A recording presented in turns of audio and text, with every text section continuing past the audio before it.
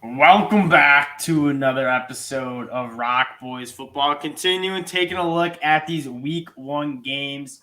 Taking a look at the Georgia Bulldogs and the Oregon Ducks. This game is at a neutral site. That neutral site is Atlanta. Georgia comes in as a 17-point favorite. I'm excited for. Georgia coming off a national championship. They lose a lot of guys on the defense side of the ball. And then not to mention Oregon coming into Atlanta with the former Georgia DC Dan Lanning as the head coach. Dill, I'm going to kick it to you before we do. Just wanted to say thank you guys for all the support you guys have shown the channel. It's been a blast. We love making these videos. We're happy you guys enjoy it. If you guys do like the content, consider subscribing. It helps the fellas out a lot. And then let us know in the comment section who you think is winning this game. Boys need a winner to start off college football. Dill, I'm going to kick it to you. What's your vibe on this game here? I think it's hard for me as I sit here now to think that Oregon is going to be particularly competitive. And I think obviously you look at the predictor from ESPN, it kind of echoes that. And it's not a slight at Oregon. I think Oregon's going to be a good Pac-12 team. I just think they're a ways off from what Dan Lanning's going to maybe get it to in the future. I mean, the way he's recruiting, he's banging with some really good teams. I think and Cristobal did a good job, but I don't think he's just not a developer. He never developed. It's why he doesn't stick around at places so long. So I think I'm excited for what Dan Lanning can do. I believe he's going to be able to recruit really well. I think it seems like that offensive coordinator is going to do a really good job there. But I feel like they're a ways away, and I also just straight up don't think they have the quarterback to beat Georgia right now. Yeah, I think the big question for me, and let's talk about that Georgia offense for one, is I think this offense will look better. They return a lot of guys. The running backs, I'm very excited for it. I think this offensive line is going to be better than it was last year, and I think it might be one of the better offensive lines in the country. Again, we're very high on a guy like Broderick Drone, Cedric Van. It's a good group. The big question, though, is Kirby Smart going to stick with this really bland offense where they just kind of use the tight ends, don't look for the explosive plays, when the defense is still going to be good? Georgia's going to have a good defense, but it's not going to be as dominant as we saw in 2021. And frankly, they're not going to beat Alabama playing the same offense. They're probably going to have to open it up and let it rip a little bit. So that is like an interesting point, because they might come in and you might see an offensive game plan that just looks a little different with Oregon. If Kirby Smart kind of thinks I'm not going to win a title if we run the ball 78% of the time, kind of get thing. And that's my worry. My worry is that Kirby Smart's going to continue this. This is what worked in the past. This is what I'm going to continue to do. As a guy that I love Kirby Smart. I root for Georgia. I want to see them air it out more. And partly can Stetson Bennett do that? I think we'll see Stetson Bennett to start off the season because I don't want to trot in a new quarterback at a neutral site playing a top 10 team in the country like Oregon. But are we going to see a Brock Vandagriff? A quarterback that can kind of raise the ceiling of this offense? I don't totally see it. And I am kind of becoming more of a Stetson defender. I think he's good enough if you have the requisite talent around him. And frankly, I think they have it. I actually think their skill position's a little better than it was last year. With those tight ends getting another year and still having good running backs, even though Donnie Mitchell is a guy that needs to be talked about more. Obviously made the big catch in the championship, but he's a guy that if he stays healthy, I really think he can be a true one at the SEC level. And that's my thing. Okay, so we're talking about can Oregon play with them? I think Georgia's going to be a really good offensive team. And at the end of the day, I don't think Oregon's going to be nails on defense. I think they'll be solid. I think they'll be better with Dan Lanning, quite frankly. I think he'll have a better scheme. I think he'll coach guys better. If those two inside linebackers can stay healthy, they'll be really tough.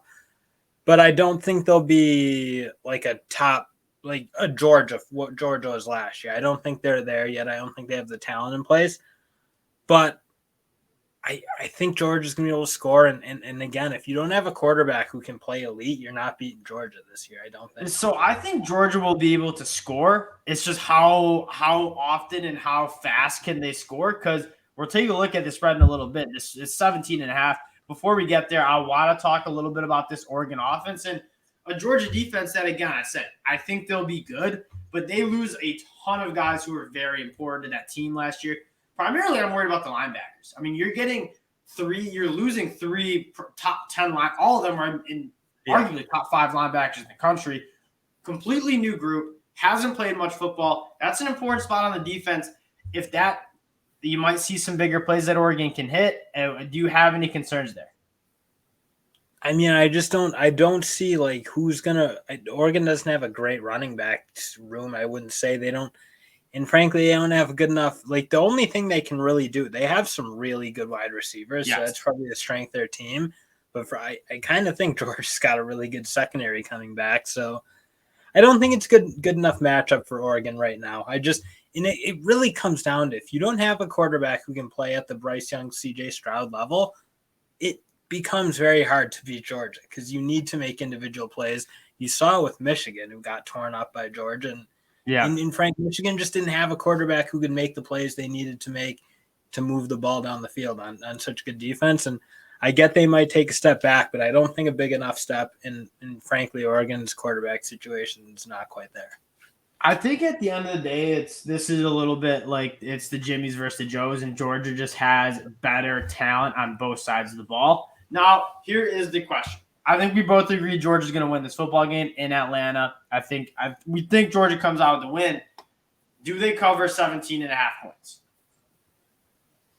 I mean, I used to think, but like, I guess last year they always had these crazy blown up lines and they covered them for the most part. I wouldn't love taking it for sure. I wouldn't love taking either side, frankly. If I had to lean, I'd probably take Oregon just because I want to see Dan Lanning take that program up to a new level for the sake of the Pac-12 and the sake of the landscape. So I'm going to say I'd pick Oregon, but it's not a game I feel wildly comfortable about. Yeah, same goes for me. I'm not rushing to bet this game, but if I needed to take a side, I would take Oregon to cover 17.5. I don't know. Oregon's got a good enough defense. Like, they actually probably have a good enough defense where if they can score like 17 points, I don't see Georgia putting up like 38 on them or something. I think they're going to hold them because Oregon does play. They're physical enough, I think. And if the two inside guys will be healthy, because you can't not be healthy. I mean, unless something bad happens in camp. Justin Flo's figured out some ways. But if Justin Flo, and I mean, that's such a good tandem. I think it probably will be tough for them to get beat by 30 or 20 points or so. Yeah, that's kind of I think that's my take as well. I think Oregon has a better shot at covering 17.5 points. Again, not a game that I'm betting, a game that I'll be watching and enjoying because I am very excited for the Dan Lanning, Curtis Smart. That's me. Like, just do it for the like, kind of be a fan, because I think everybody in Oregon's kind of excited, frankly, just to see what Dan Lanning can do. I mean, again, Mario Cristobal put like a team in place, but they never played. I mean, you didn't see them beating Utah in the big dogs always. I think Dan Lanning's going to give him a better shot to take it to the next level and get back to like maybe where Chip Kelly had him, where they were competing legitimately for national titles.